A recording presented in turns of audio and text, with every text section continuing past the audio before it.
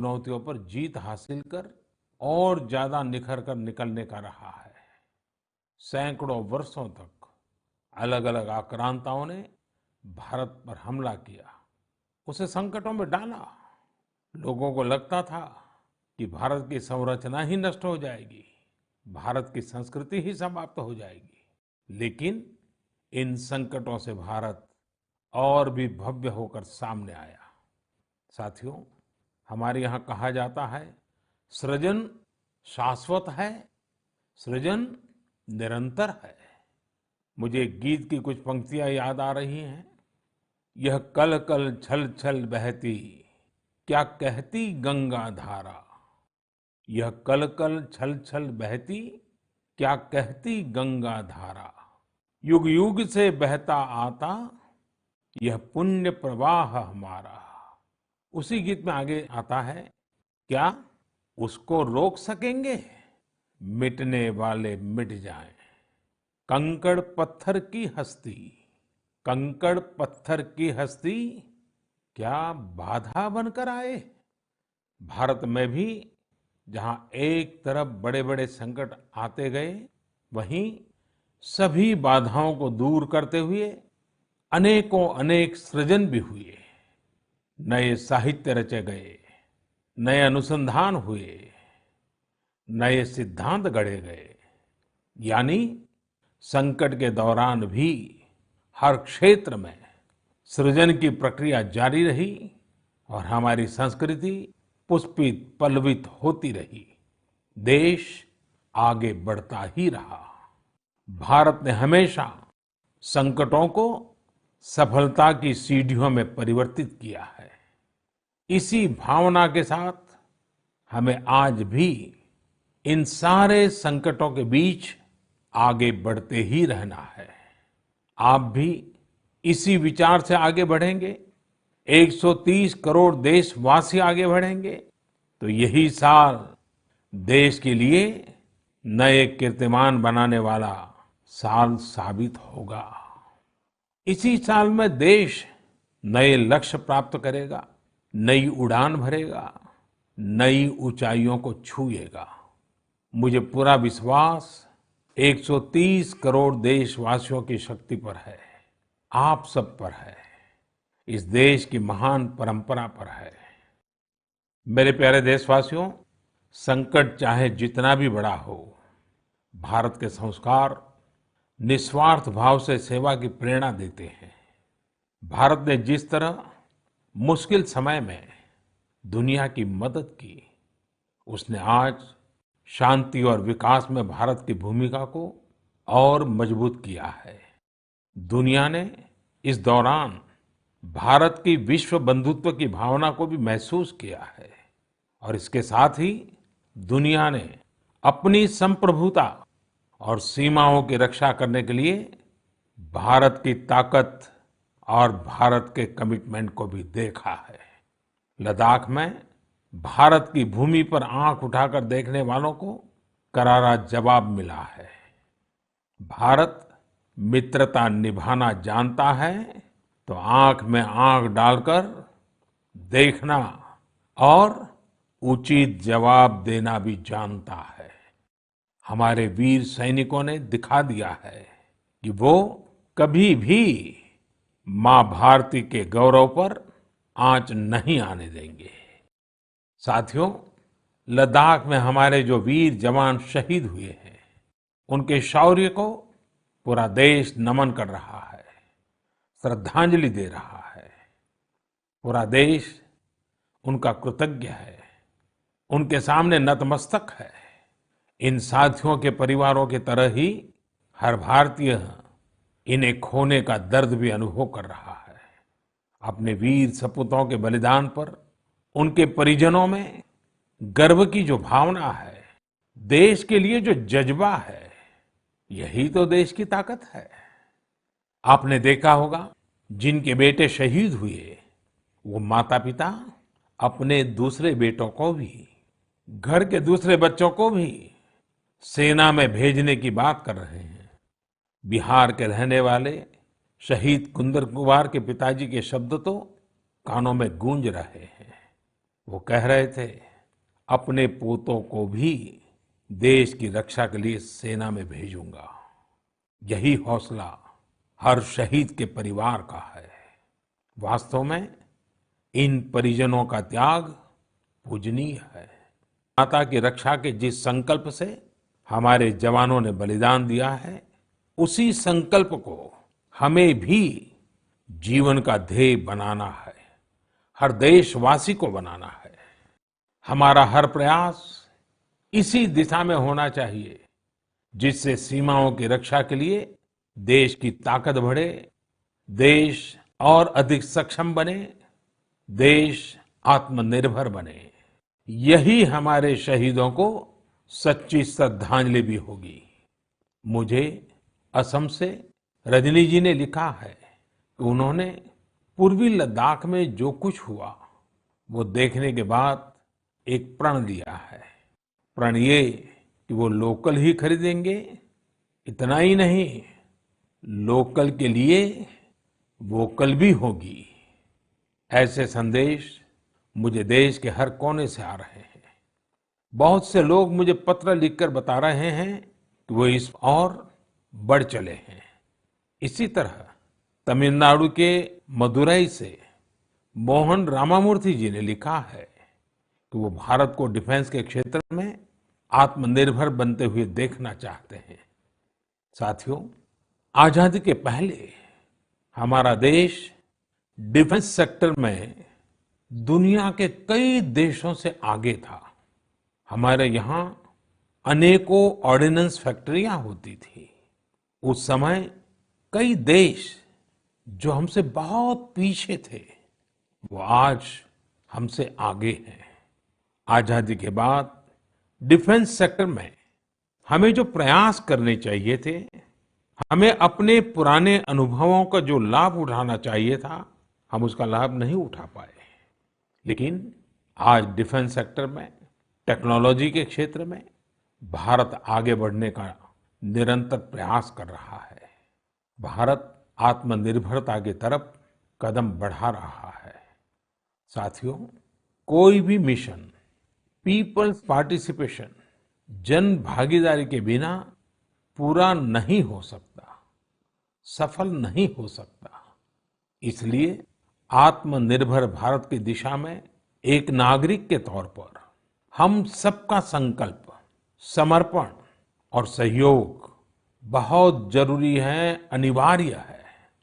आप लोकल खरीदेंगे, लोकल के लिए वोकल होंगे, तो समझिए आप देश को मजबूत करने में अपनी भूमिका निभा रहे हैं। ये भी एक तरह से देश की सेवा ही है। आप किसी भी प्रोफेशन में हो, हर एक जगह देश सेवा का बहुत स्कोप होता ही है। देश की आवश्यकता को समझते हुए जो भी कार्य करते हैं, वो देश की सेवा ही होती है। आपकी यही सेवा देश को कहीं न कहीं मजबूत भी करती है।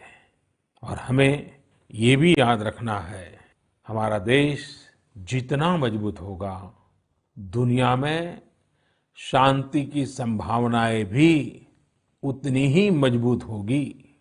हमारे यहाँ कहा जाता है, विद्या विवादाय धनम मदाय, विद्या विवादाय धनम मदाय, शक्ति ही परेशान परिपीडनाय, खलस्य साधो विपरीतम एतत् ज्ञानाय दानाय च रक्षणाय।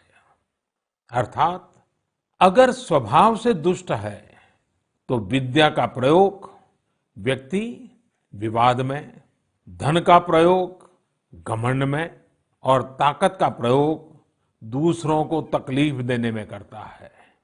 लेकिन सज्जन की विद्या ज्ञान के लिए, धन मदद के लिए और ताकत रक्षा करने के लिए इस्तेमाल होती है। भारत ने अपनी ताकत हमेशा इसी भावना के साथ इस्तेमाल की है। भारत का संकल्प है भारत के स्वाभिमान और संप्रभुता की रक्षा। भारत का लक्ष्य है आत्मनिर्भर भारत। भारत की परंपरा है भरोसा, मित्रता। भारत का भाव है बंधुता, हम इन्हीं आदर्शों के साथ आगे बढ़ते रहेंगे। मेरे प्यारे देशवासियों, कोरोना के संकट काल में देश लॉकडाउन से बाहर निकल आया है। अब हम अनलॉक के दौर में हैं। अनलॉक के इस समय में दो बातों पर बहुत फोकस करना है। कोरोना को हराना और अर्थव्यवस्था को मजबूत बनाना, उसे ताकत देना। साथियों, लॉकडाउन से ज्यादा सतर्कता हमें अनलॉक के दौरान बरतनी है। आपकी सतर्कता ही आपको कोरोना से बचाएगी। इस बात को हमेशा याद रखिए कि अगर आप मास्क नहीं पहनते हैं, 2 गज की दूरी का पालन नहीं करते हैं या फिर दूसरी जरूरी सावधानियां नहीं बरतते हैं, तो आप अपने साथ साथ दूसरों को भी जोखिम में डाल रहे हैं। खास तौर पर घर के बच्चों और बुजुर्गों को। इसीलिए सभी देशवासियों से मेरा निवेदन है, और ये निवेदन मैं बार बार करता हूं, और मेरा निवेदन है कि आप लापरवाही मत बरतिए। अपना भी ख्याल रखिए और दूसरों का भी। साथियों, अनलॉक के दौर में बहुत सी ऐसी चीजें भी अनलॉक हो रही हैं जिनमें भारत दशकों से बंधा हुआ था। वर्षों से हमारा माइनिंग सेक्टर लॉकडाउन में था। कॉमर्शियल ऑक्शन को मंजूरी देने के एक निर्णय ने स्थिति को पूरी तरह से बदल दिया है। कुछ ही दिन पहले स्पेस सेक्टर में ऐतिहासिक सुधार किए गए। उन सुधारों के जरिए वर्षों से लॉकडाउन में जकड़े इस सेक्टर को आजादी मिली। इससे आत्मनिर्भर भारत के अभियान को न केवल गति मिलेगी, बल्कि देश टेक्नोलॉजी में भी एडवांस बनेगा। अपने कृषि क्षेत्र को देखें तो इस सेक्टर में भी बहुत सारी चीजें दशकों से लॉकडाउन में फंसी थी। इस सेक्टर को भी अब अनलॉक कर दिया गया है। इससे जहां एक तरफ किसानों को अपनी फसल कहीं पर भी किसी को भी बेचने की आजादी मिली है, वहीं दूसरी तरफ उन्हें अधिक ऋण मिलना भी सुनिश्चित हुआ है। ऐसे अनेक क्षेत्र हैं जहां हमारा देश इन सब संकटों के बीच ऐतिहासिक निर्णय लेकर विकास के नए रास्ते खोल रहा है। मेरे प्यारे देशवासियों, हर महीने हम ऐसी खबरें पढ़ते और देखते हैं जो हमें भावुक कर देती है।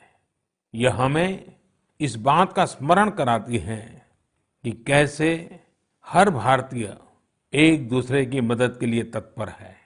वह जो कुछ भी कर सकता है उसे करने में जुटा है। अरुणाचल प्रदेश की एक ऐसी ही प्रेरक कहानी मुझे मीडिया में पढ़ने को मिली। यहाँ सियांग जिले के मिरेम गांव ने वो अनोखा कार्य कर दिखाया जो समूचे भारत के लिए एक मिसाल बन गया है। इस गांव के कई लोग बाहर रहकर नौकरी करते हैं। गांव वालों ने देखा कि कोरोना महामारी के समय ये सभी अपने गांव की ओर लौट रहे हैं। ऐसे में गांव वालों ने पहले से ही गांव के बाहर क्वारंटीन का इंतजाम करने का फैसला किया। उन्होंने आपस में मिलकर गांव से कुछ ही दूरी पर 14 अस्थायी झोपड़ियां बना दी और ये तय किया कि जब गांव वाले लौटकर आएंगे तो उन्हें इन्हीं झोपड़ियों में कुछ दिन क्वारंटीन में रखा जाएगा। उन झोपड़ियों में शौचालय, बिजली, पानी समेत दैनिक जरूरत की हर तरह की सुविधा उपलब्ध कराई गई।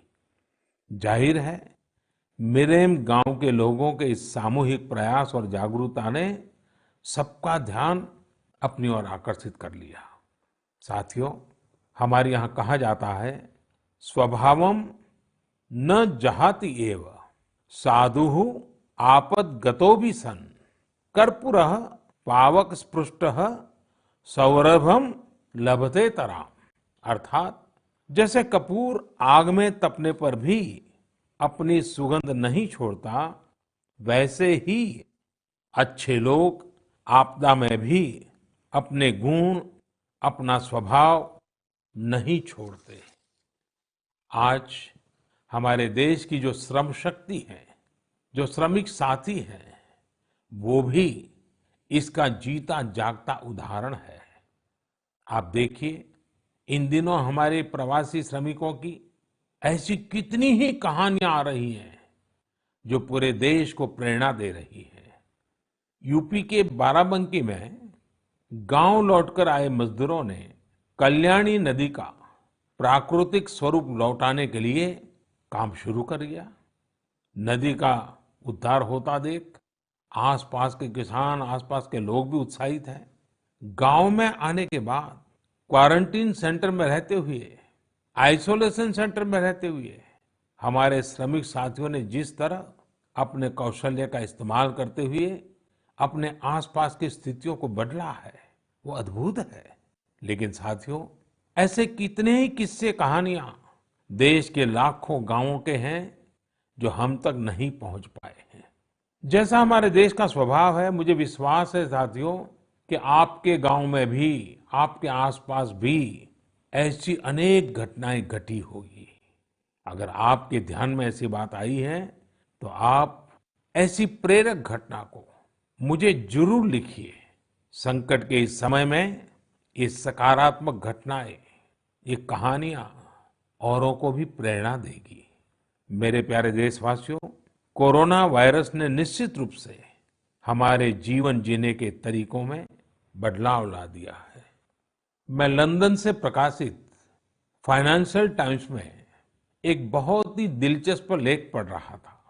इसमें लिखा था कि कोरोना काल के दौरान अदरक, हल्दी समेत दूसरे मसालों की मांग एशिया के अलावा अमेरिका तक में भी बढ़ गई है।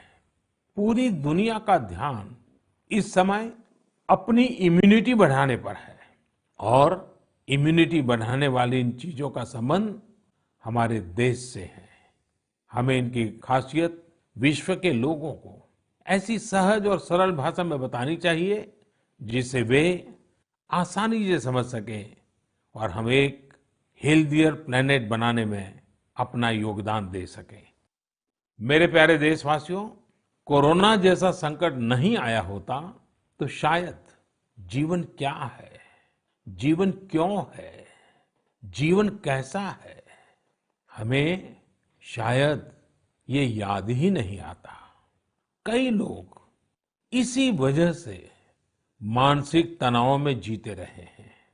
तो दूसरी ओर लोगों ने मुझे ये भी शेयर किया है कि कैसे लॉकडाउन के दौरान खुशियों के छोटे छोटे पहलू भी उन्होंने जीवन में रीडिस्कवर किए हैं। कई लोगों ने मुझे पारंपरिक इंडोर गेम्स खेलने और पूरे परिवार के साथ उसका आनंद लेने के अनुभव भेजे हैं। साथियों, हमारे देश में पारंपरिक खेलों की बहुत समृद्ध विरासत रही है। जैसे आपने एक खेल का नाम सुना होगा, पचीसी। यह खेल तमिलनाडु में पल्लान्गुली, कर्नाटक में अली गुली मणे और आंध्र प्रदेश में वामन गुंटलू के नाम से खेला जाता है। ये एक प्रकार का स्ट्रेटेजी गेम है जिसमें एक बोर्ड का उपयोग किया जाता है। इसमें कई खांचे होते हैं जिनमें मौजूद गोली या बीज को खिलाड़ियों को पकड़ना होता है। कहा जाता है कि यह गेम दक्षिण भारत से दक्षिण पूर्व एशिया और फिर दुनिया में फैला है। साथियों, आज हर बच्चा सांप सीढ़ी के खेल के बारे में जानता है, लेकिन क्या आपको पता है कि यह भी एक भारतीय पारंपरिक गेम का ही रूप है जिसे मोक्ष पाटम या परम पदम कहा जाता है। हमारे यहाँ का एक और पारंपरिक गेम रहा है गुट्टा। बड़े भी गुट्टे खेलते हैं और बच्चे भी। बस एक ही साइज के 5 छोटे पत्थर उठाएं और आप गुट्टे खेलने के लिए तैयार। एक पत्थर हवा में उछालिए और जब तक वो पत्थर हवा में हो आपको जमीन पर रखे बाकी पत्थर उठाने होते हैं। आम तौर पर हमारे यहाँ इंडोर खेलों में कोई बड़े साधनों की जरूरत नहीं होती है। कोई एक चौक या पत्थर ले आता है, उसे जमीन पर ही कुछ लकीरें खींच देता है और फिर खेल शुरू हो जाता है। जिन खेलों में डाइस की जरूरत पड़ती है, कौड़ियों से या इमली के बीज से भी काम चल जाता है। साथियों, मुझे मालूम है आज जब मैं ये बात कर रहा हूं, कितने ही लोग अपने बचपन में लौट गए होंगे, कितनों को ही अपने बचपन के दिन याद आ गए होंगे। मैं यही कहूंगा कि उन दिनों को आप भूले क्यों है, उन खेलों को आप भूले क्यों है। मेरा घर के नाना नानी दादा दादी घर के बुजुर्गों से आग्रह है कि नई पीढ़ी में ये खेल आप अगर ट्रांसफर नहीं करेंगे तो कौन करेगा। जब ऑनलाइन पढ़ाई की बात आ रही है तो बैलेंस बनाने के लिए ऑनलाइन खेल से मुक्ति पाने के लिए भी हमें ऐसे करना ही होगा। हमारी युवा पीढ़ी के लिए भी, हमारे स्टार्टअप्स के लिए भी यहाँ एक नया अवसर है और मजबूत अवसर है। हम भारत के पारंपरिक इंडोर गेम्स को नए और आकर्षक रूप में प्रस्तुत करें। उनसे जुड़ी चीजों को जुटाने वाले, सप्लाई करने वाले स्टार्टअप्स बहुत पॉपुलर हो जाएंगे। और हमें ये भी याद रखना है, हमारे भारतीय खेल भी तो लोकल है और हम लोकल के लिए वोकल होने का प्रण पहले ही ले चुके हैं। और मेरे बाल सखा मित्रों, हर घर के बच्चों से, मेरे नन्हे साथियों से भी आज मैं एक विशेष आग्रह करता हूं। बच्चे, आप मेरा आग्रह मानेंगे ना? देखिए, मेरा आग्रह है कि मैं जो कहता हूं आप जरूर करिए। एक काम करिए, जब थोड़ा समय मिले तो माता पिता से पूछकर मोबाइल उठाइए और अपने दादा दादी नाना नानी या घर में जो भी बुजुर्ग हैं उनका इंटरव्यू रिकॉर्ड कीजिए, अपने मोबाइल फोन में रिकॉर्ड करिए। जैसे आपने टीवी पर देखा होगा ना, कैसे पत्रकार इंटरव्यू करते हैं, बस वैसा ही इंटरव्यू आप कीजिए। और आप उनसे सवाल क्या करेंगे, मैं आपको सुझाव देता हूं। आप उनसे जरूर पूछिए कि वो बचपन में उनका रहन सहन कैसा था, वो कौन से खेल खेलते थे, कभी नाटक देखने जाते थे, सिनेमा देखने जाते थे, कभी छुट्टियों में मामा के घर जाते थे, कभी खेत खलिहान में जाते थे, त्योहार कैसे मनाते थे। बहुत सी बातें आप उनको पूछ सकते हैं। उनको भी 40-50 साल 60 साल पुरानी अपनी जिंदगी में जाना बहुत आनंद देगा। और आपके लिए 40-50 साल पहले का हिंदुस्तान कैसा था, आप जहां रहते हैं वो इलाका कैसा था, वहां परिसर कैसा था, लोगों के तौर तरीके क्या थे, सब चीजें बहुत आसानी से आपको सीखने को मिलेगी, जानने को मिलेगी।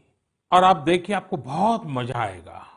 और परिवार के लिए एक बहुत ही अमूल्य खजाना, एक अच्छा वीडियो एल्बम भी बन जाएगा। साथियों, ये सत्य है कि आत्मकथा या जीवनी, ऑटोबायोग्राफी या बायोग्राफी, इतिहास की सच्चाई के निकट जाने के लिए बहुत ही उपयोगी माध्यम होती है।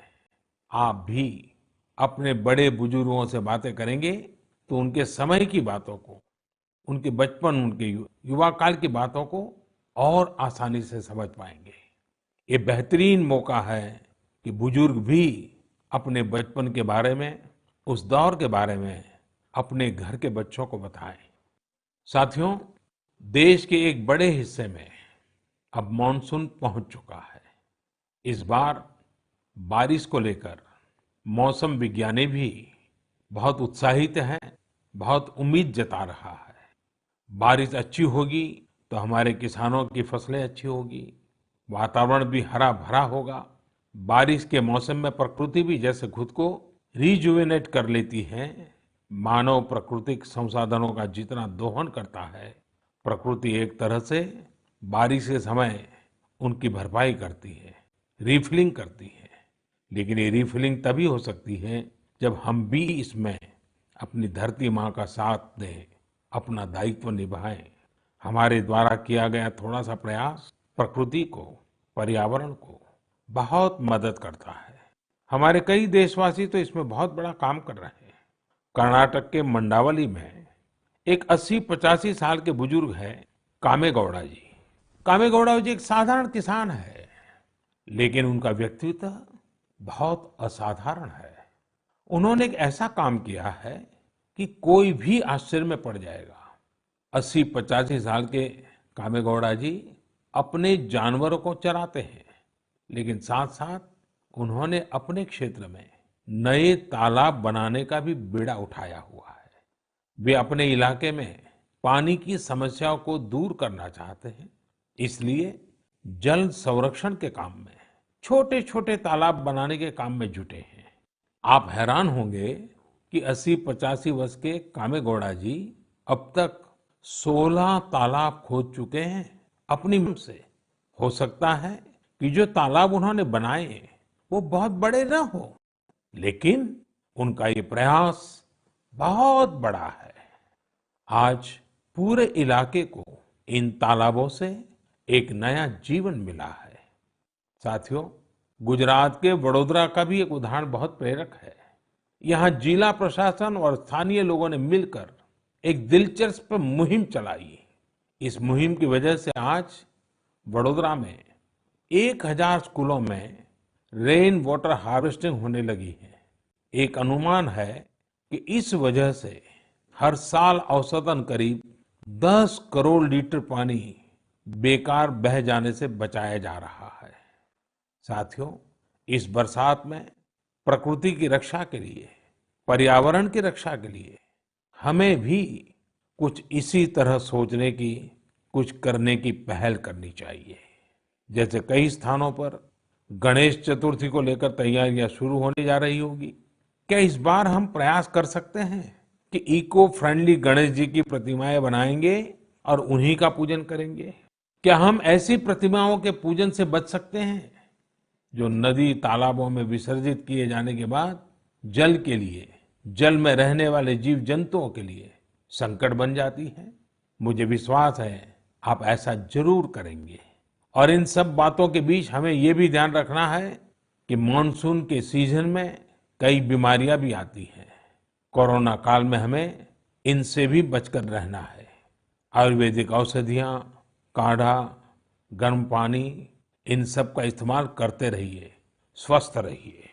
मेरे प्यारे देशवासियों, आज 28 जून को भारत अपने एक भूतपूर्व प्रधानमंत्री को श्रद्धांजलि दे रहा है, जिन्होंने एक नाजुक दौर में देश का नेतृत्व किया।